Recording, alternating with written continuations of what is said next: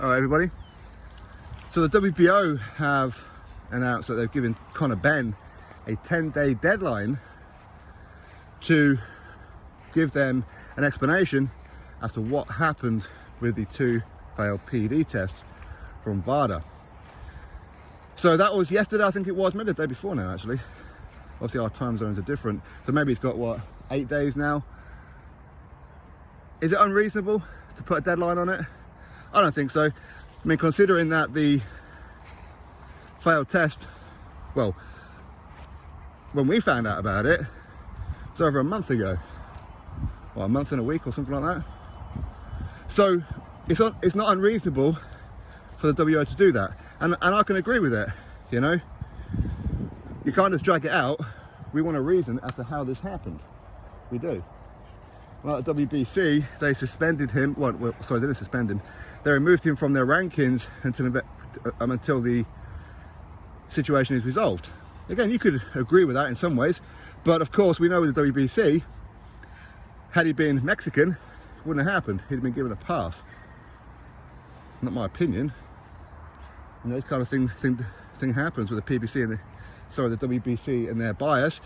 With Mexican fighters, much like they are with the PBC fighters, they have their biases.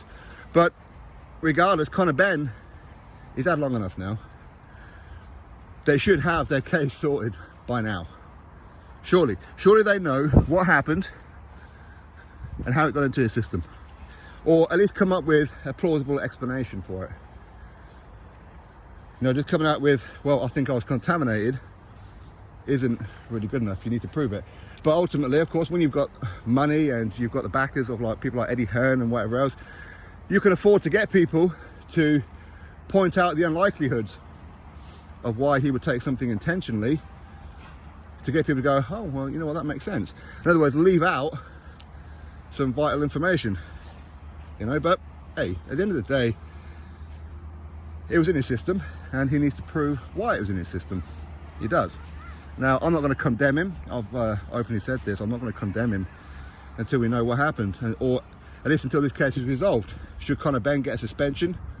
Well, I mean, I've heard Eddie Hearn talking about how maybe Conor Benn should get a 3-month one, maybe a 6-month one, maybe, just maybe, a year ban. That's what Eddie Hearn has said about Conor Benn.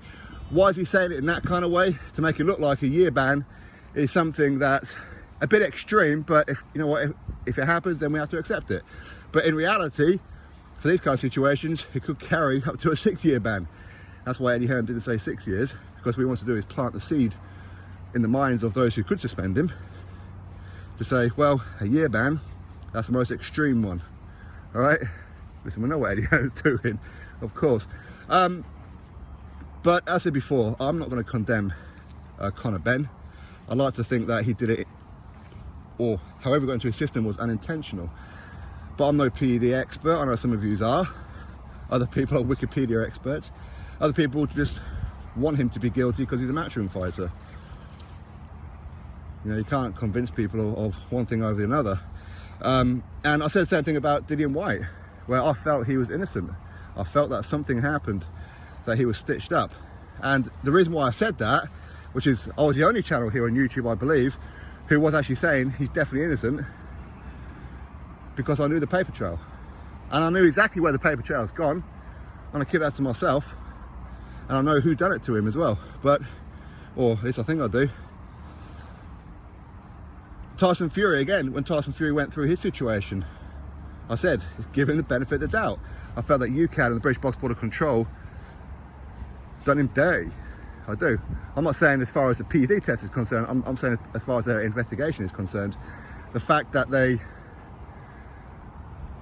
drag it out for so long, didn't even look at it for like 16 months. I mean, that's bad, isn't it? But anyway, same thing for Conor Benn. Conor Benn needs to prove his innocence. He does. And hopefully he does. And that goes for everyone. I never ever want fighters to fail PED tests. I don't. So I'm always going to give fighters the benefit of the doubt, because things can happen, and they do happen, where you are innocent and you've accidentally taken something. And I know it's a blanket statement to say, well, it's your responsibility how things got into your body, and it's true, it is. But things do happen. You know, they're human beings. I mean, the list is as long as your arm, the things you can take and what you can't take, and what kind of time frame you can take them in, and what's in competition, out of competition. It's madness, you know. But again, that's why a lot of them have nutrition coaches, so they are the ones who watch it. But anyway, we'll have to wait and see what happens. Hopefully Conor Benn proves his innocence.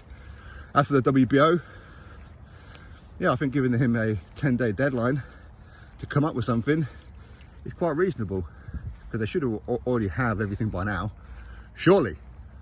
But at the end of the day, it is 2 failed tests. When you've got 2 failed tests like that, I think a ban should happen regardless. I do. And that's me, who I do actually like Conor Benn. So anyway, drop your thoughts below, click thumbs up, subscribe. Catch you next video.